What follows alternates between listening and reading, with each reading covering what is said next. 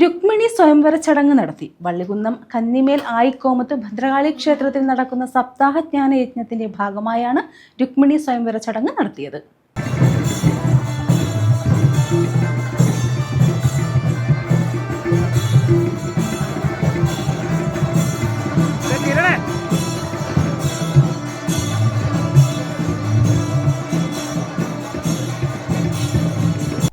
വള്ളികുന്നം കന്നിമേൽ ആയിക്കോമത്ത് ശ്രീ ഭദ്രകാളി ദേവി ക്ഷേത്രത്തിലാണ് സപ്താഹ ജ്ഞാനയജ്ഞം പുരോഗമിക്കുന്നത്.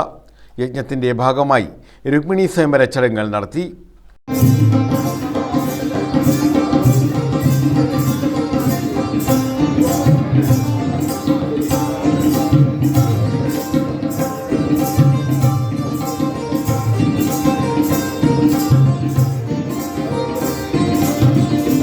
തുടർന്ന് ലക്ഷ്മി നാരായണ പൂജ, ആചാര്യ പ്രഭാഷണം, പ്രസാദമൂട്ട് എന്നിവയും നടന്നു.